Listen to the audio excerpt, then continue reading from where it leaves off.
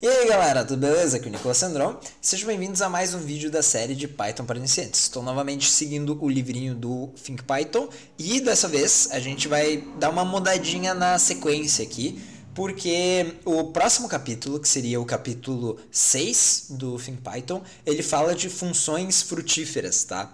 Que são funções com valor de retorno. Mas eu já falei de funções com valor de retorno. Eu falei isso na aula de funções, que foi a 4, creio eu. Eu mencionei tudo, eu falei o que veio na cabeça de funções, eu falei, entendeu? Então eu não segui a risca o livrinho. E por causa disso, então a gente vai pular esse capítulo, que é bom, porque significa que agora da aula 7 em diante a gente vai estar de acordo com o capítulo, tá? Então a aula 7 agora é sobre o capítulo 7, né? A gente não tá mais uma aula errada, né? E o capítulo 7 vai ser uma aula bem curta, porque a gente vai falar sobre duas coisas. Então a gente falou na última aula do if. E eu mencionei também a capacidade que a gente tem agora de realizar recursão, tá? Com as chamadas de funções. Mas a gente também tem um outro tipo de loop que se chama while. O que é o while? O while é enquanto, tá? Então, se eu fizer x igual a 10, eu posso fazer enquanto x for maior do que 0, eu executo x menos igual a 1.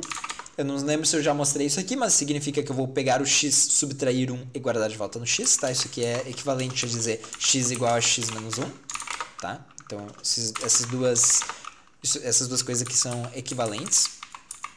Eu vou fazer x menos igual a 1 e eu vou imprimir bom dia, tá? E o que vai acontecer? Ele vai começar com 10, vai checar x é maior do que 0? Sim. Vai subtrair 1. X agora é 9, vai imprimir bom dia. Aí ele vai voltar aqui para o topo e vai fazer x é maior do que 0? 9 é maior do que 0? Sim. Então entra aqui, vira 8, imprime bom dia. Faz isso 10 vezes, tá? Então isso aqui é basicamente igual o que a gente estava fazendo com a recursão, só que aqui eu não tenho limite de recursão, tá? Por quê? Porque não é uma recursão. Tá? Esse que é o grande detalhe. Então ele executou ali 10 mil bom dias e ele não reclamou. Tá? Aí pode ser que venha uma pergunta de por que a gente usaria recursão se a gente pode fazer com while que não tem um limite. Tem motivos para se usar recursão.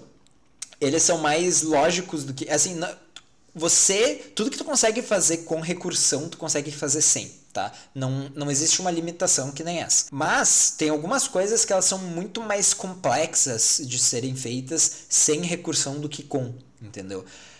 Porque tem algumas coisas, por exemplo, tá? Então eu desenhei aqui uma árvore binária, tá? O que é isso, tá? Primeiro, o que é um grafo? Grafo são nodos com arestas, tá? Isso aqui é um grafo. Isso aqui também é um grafo, tá?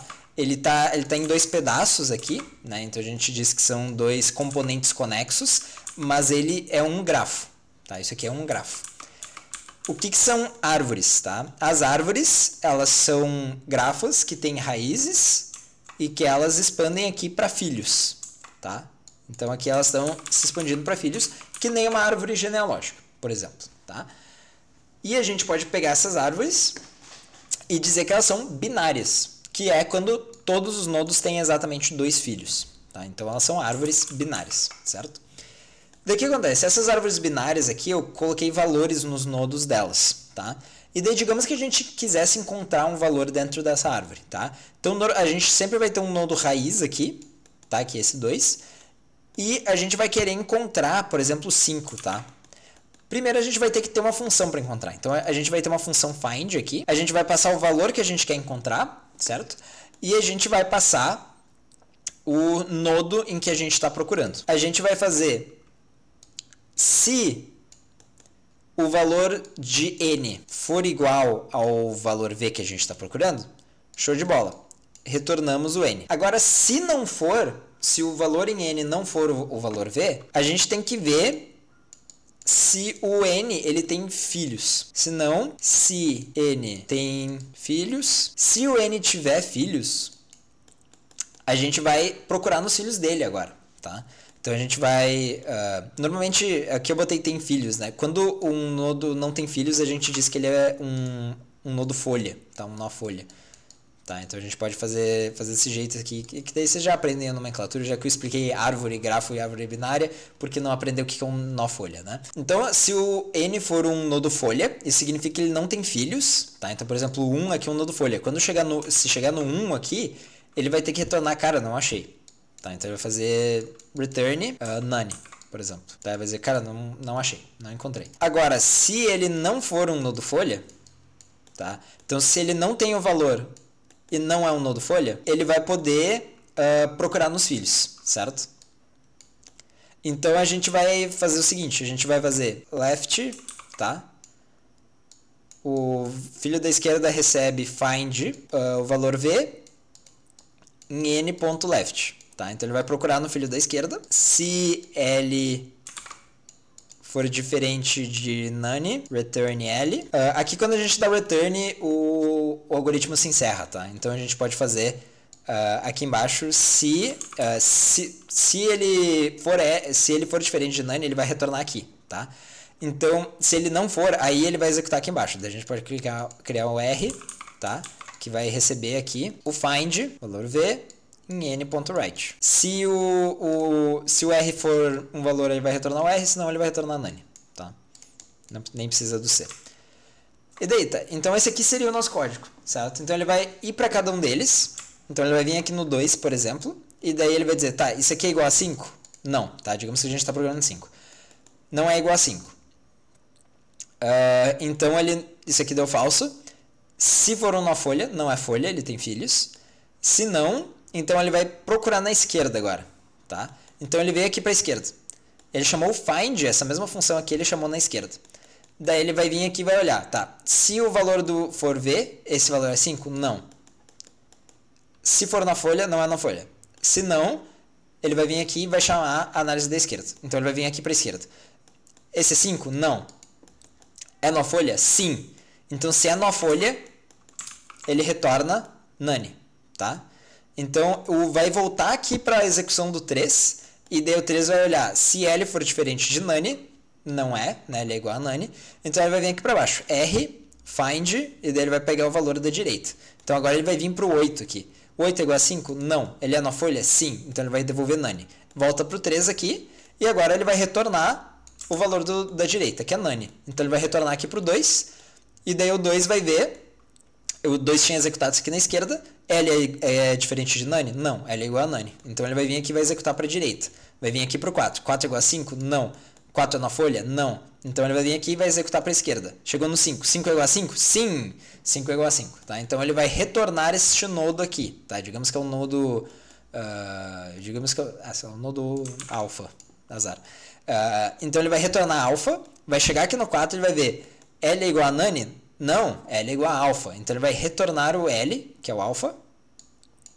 E daí vai chegar aqui no 2, e daí o 2 vai retornar alfa. Tá certo? Por quê? Porque ele executou aqui na direita, ele está fazendo o return R. Certo? Então esse é um jeito que a gente está usando recursão para navegar dentro da nossa própria árvore. Tá certo? Então é muito simples a gente pensar dessa forma. A gente pensa, tá, eu criei uma função que encontra o nodo. Se ele for folha, ele devolve que não encontrou. Se ele tiver o valor, ele devolve o que encontrou nesse nodo. Se ele não encontrou e o nodo for folha, então não tem o que fazer, eu não consegui encontrar. E se ele não encontrou e não é folha, então eu vou continuar procurando pelos filhos, tá? E daí aqui a gente usa a recursão, certo? Então aqui é um jeito muito simples de pensar. Agora pensa, como é que eu faria essa mesma busca desse mesmo jeito, tá? Isso aqui é uma busca em profundidade, tá? Por que é uma busca em profundidade? Porque eu entrei no nodo, chequei todo esse caminho aqui para a esquerda, aí eu chequei esse da direita, aí eu chequei todo esse caminho aqui para a esquerda, aí o da direita, tá? Então a busca em profundidade a gente vai mais no fundo que dá. Então se tivesse mais nodos aqui, tu consegue imaginar que ele teria ido toda a profundidade para a esquerda, daí checado aqui na direita, daí feito a profundidade aqui, daí vindo para cá, daí feito a profundidade aqui, daí vindo para cá, entende? Então isso é uma busca em profundidade, tá? Mas tem a busca em largura. O que é a busca em largura? Ele vai checar o 2, aí ele vai checar o 3 e o 4, aí depois que ele checou o 3 e o 4, ele vai checar o 7, o 8, o 5 e o 1. tá? Então ele vai checar linha por linha aqui, ao invés de checar toda a profundidade primeiro, tá? Então o que acontece? Tem como fazer sem usar recursão? Tem como fazer. Mas tu concorda que é muito mais intuitivo pensar dessa forma?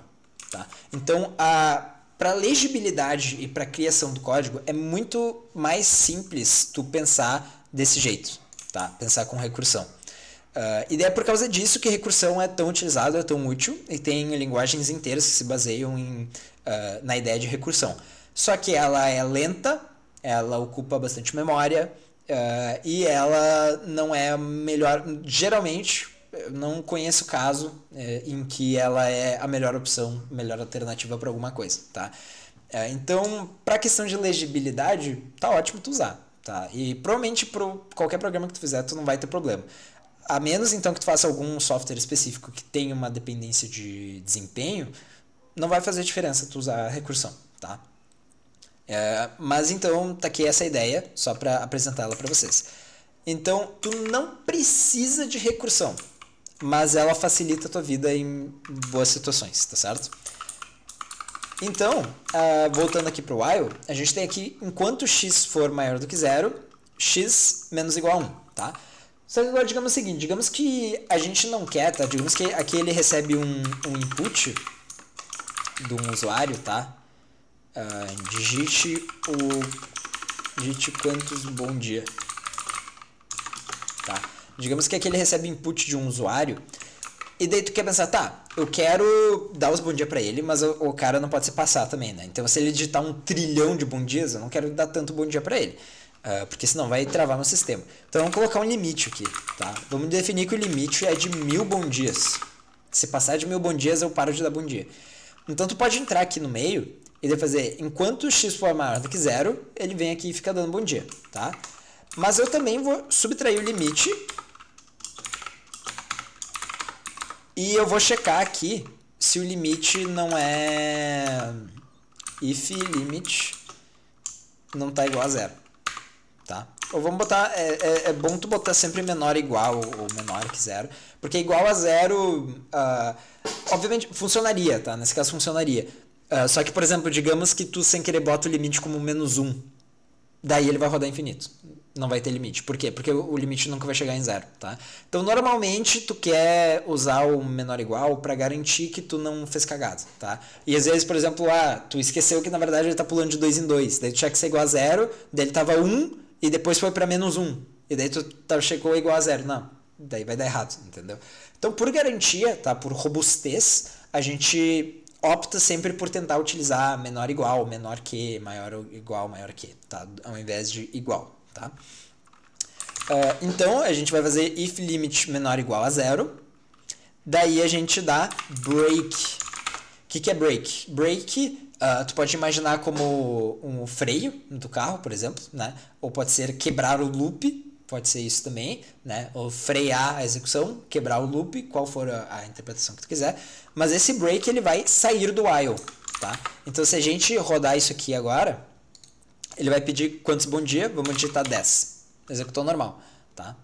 Vamos botar 1000 bom dias agora. Executou normal, eu acho. Eu devia imprimir, né? Se passou, tá? Então vamos executar aqui. Vamos dizer que eu quero 1000 bom dias. Se passou, tá? Ele quebrou o loop. Então se eu botar, se eu rodar isso aqui de novo e eu botar 1 trilhão de bom dias, tá? Se passou. Ele vai executar 1000 e vai dizer, ó, não, passou dos limites, tá? E eu posso exibir isso aqui, então vamos botar aqui, vamos fazer uma formataçãozinha aqui. Ele vai rodar, eu quero 1000 bom dias, ele vai executar, ele está executando de trás para frente, né? Vamos executar, vamos botar x init igual a x, tá? Daí vamos botar init menos x. Vamos rodar. Eu quero 1000 bom dias, tá? Agora ele está executando cada bom dia. Então, nesse caso, ele executa todos, mas daí, depois que ele executou todos, ele chega aqui e para, tá? Mas se eu botar, por exemplo, 10.000 bom dias, ele vai executar 1000 e dizer, ó, você passou, chega. né? Não vou executar mais, tá? Então esse break que ele quebra o loop, mesmo que essa condição ainda seja verdadeira, tá? Então eu posso executar, por exemplo, se passou no, e daí eu boto o valor de x. Então vamos executar isso aqui. Se passou no 9.000, tá? Então aqui o valor era 9.000. 9.000 continua maior do que zero, mas ele parou a execução. Por quê? Porque eu chamei break, tá? E esse é o propósito. Então em algumas situações tu vai ver que isso é útil. Geralmente, tá? Isso aqui diminui a legibilidade do código, tá? Então muitas vezes talvez tu não queira fazer isso. Talvez tu não queira colocar um break ali no meio. Em algumas situações pode ser útil. Em algumas situações pode ser quase necessário. É muito difícil de tu fazer de um jeito que não... Tipo, às vezes, para tu conseguir fazer funcionar sem um break, tu precisa fazer umas manobras que não fica tão legal. E daí pode ser que o break seja melhor do que não, tá? Mas aqui tem várias soluções que daria para fazer, tá? Então, por exemplo, eu poderia vir aqui e dizer x maior do que zero, eu poderia botar x igual a menos 1. Tá? Como eu não estou usando x depois... não muda nada eu fazer isso, tá? Então eu posso passar 10.000, vai funcionar do mesmo jeito, tá?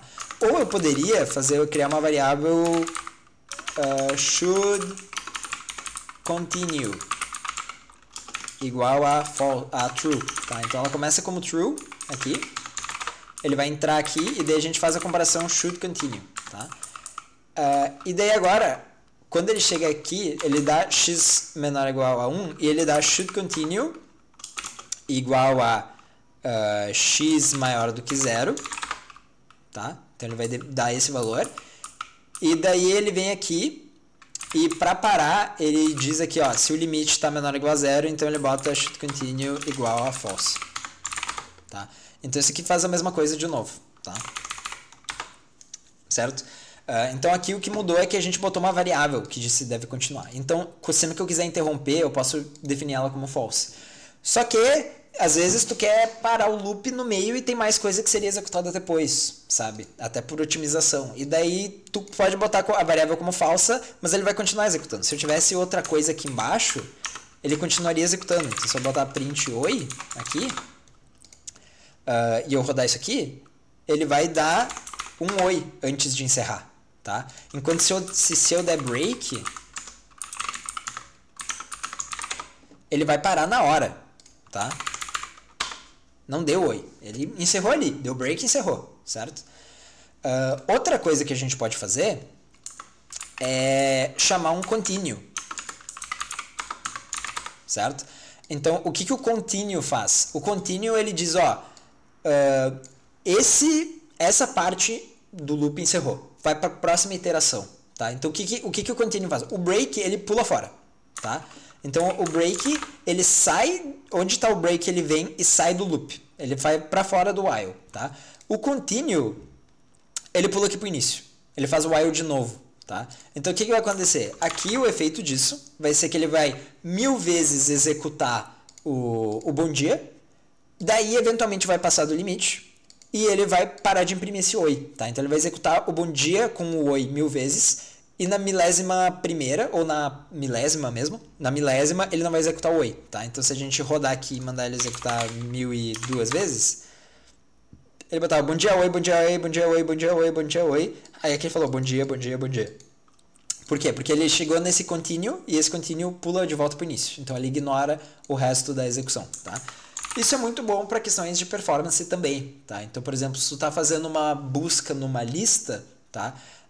E daí tu encontra, por exemplo, digamos que tu está buscando numa matriz se tem o valor 0, tá? Aí tu procura na primeira, se tu encontrou que na primeira linha tem o valor 0, então agora tu pode parar a execução, não tem porque tu olhar o resto, entendeu? Tu já encontrou, não, aqui tem o 0, daí tu dá break para sair do full loop, senão tu tá perdendo tempo olhando toda a matriz. Agora, digamos, tu quer saber se tem um 0 em cada linha, tu vai iterando pelos valores, opa, achei um 0 nessa, continua pro próximo. Não precisa continuar esse loop aqui, não precisa continuar procurando aqui, pode ir para a próxima, né? Então, aumenta o número da linha que tu está olhando e vai para a próxima, tá? E daí vai fazendo isso para otimizar, tá? Então, tu diminui o tempo de processamento, o tempo que ele vai ficar perdendo olhando a matriz inteira, tá certo? E do mesmo jeito, digamos, se tu só quer saber realmente tem um 0 em cada linha, tem pelo menos um 0 em cada linha, Tu não encontrou zero em uma linha? Dá break. Acabou. Encerrou. Não precisa procurar mais. Tá? Já descobri que não tem pelo menos um zero em cada linha. Já dá pra encerrar isso aí. Entendeu? Então é isso. Essa é a aula de hoje. Acho que foi mais curta. O tempo de gravação deu 34 minutos. Mas eu acho que a aula em si foi mais curta, tá? Mas então eu espero que vocês tenham gostado. Qualquer dúvida vocês podem deixar nos comentários. Podem, se quiserem, por favor, deem gostei. Se inscrevam no canal. E lembrando, né, então, estou sempre disposto a responder quaisquer dúvidas que venham a ocorrer nos comentários, certo? Isso aí, até mais.